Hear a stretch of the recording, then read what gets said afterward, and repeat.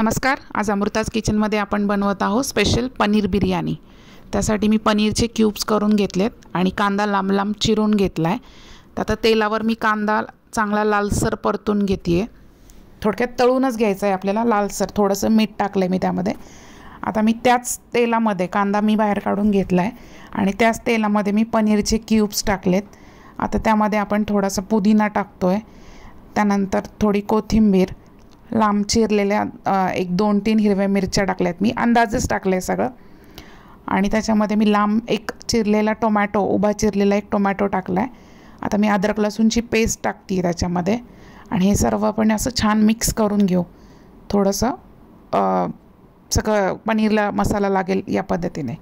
आता आपण त्याच्यामध्ये दही टाकतो आहे। मी सगळं अंदाजच टाकले, 2-3 चमचे दही टाकले आणि त्याच्यामध्ये जो तळलेला कांदा आहे तो टाकला आहे। आता मी हळद टाकली आहे, त्याच्यानंतर मी धन्याची पावडर टाकली आहे, थोडंसं लाल मिरची पावडर टाकली आहे आणि छान हे मिक्स करून घेऊ आपण। त्याच्यानंतर थोडंसं मी त्याच्यामध्ये बिर्याणी मसाला टाकला आहे। मी एव्हरेस्टचा बिर्याणी मसाला वापरला आहे, जेणेकरून त्याच्यामध्ये खडे मसालेही असतात थोडेसे, आणि मीठ टाकलं आहे। आणि मी बाजूला भात थोडासा 3/4 शिजायला ठेवलेला आहे, त्यातलं पाणी मी थोडंसं टाकलं आहे, मिक्स करून घेतलं आहे। आणि आता आपण तांदूळ जो 3/4 आपण शिजवून घेतला आहे तो डायरेक्टली मी त्या मसाल्यावर घातला आहे आणि सगळा पसरवून घेतला आहे, एकच लेअर दिला आहे मी। आता त्याच्यावर मी तळलेला कांदा आणि थोडीशी कोथिंबीर टाकते आहे आणि तूप टाकलं आहे, मी गावरान तूप टाकलं आहे, 1-2 चमचे टाकलं आहे।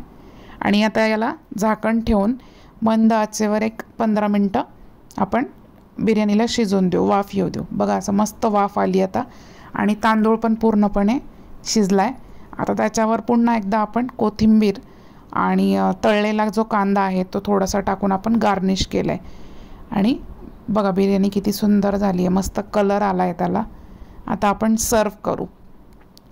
तर मी खालून असं आधी मसाला घेतला आणि वरतून मग व्हाईट राईस टाकला आहे, काकडी आणि कांद्याची कोशिंबीर केली आहे मी आणि लिंबू याच्या सोबत आपण ही पनीर बिर्याणी सर्व केली आहे। अगदी सोपी आणि झटपट होणारी पनीर बिर्याणी तयार आहे।